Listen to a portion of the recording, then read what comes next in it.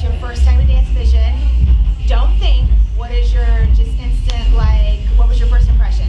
Like, is it crazy? Is it, what? No, the kids are open, and really that's all I ask for. And as long as they're invested in the class and giving me good vibes, that's what I like. Cool. Yeah.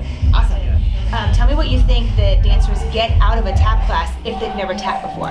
Yeah, I think we have such a focus on musicality and counting that I think, like, I know there's tap dancers that don't necessarily count as well, but I know for a fact a lot of other genres count very little, if at all.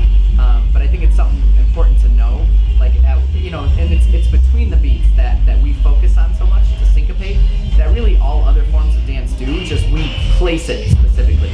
Because with tap, it's either it's right or it's wrong. It has to be right on there. It could be slightly off, but that's wrong, like no matter how close it is. And so like I try to focus on where we're counting and where that movement is, where it starts and where it ends.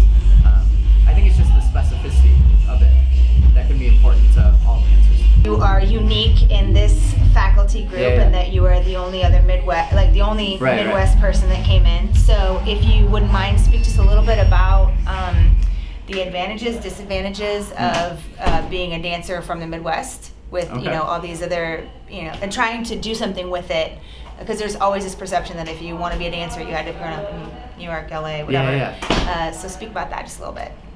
Yeah, I think it's kind of a misconception. I think the problem is so many Midwestern dancers feel that pressure to go to one of the coasts, but they don't necessarily need to.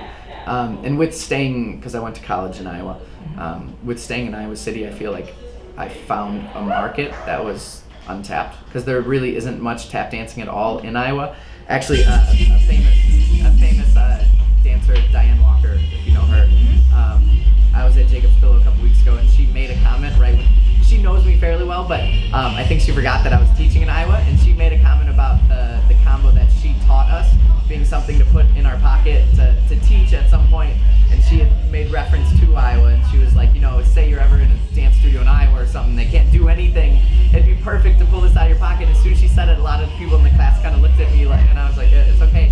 But it just didn't exist here, so I think it's a chance to develop something as well, staying in the Midwest. But really, like, we have the big cities like Minneapolis and Chicago and Des Moines that have dance. It's maybe not on the main stage in the same way it is in LA because of all the commercial work, and New York with all the stage work too. But I think it's developing, and it's constantly developing. And Midwesterners just have a different attitude that I like. I think it could be more inclusive, and I don't know. Yeah, there's something special about it.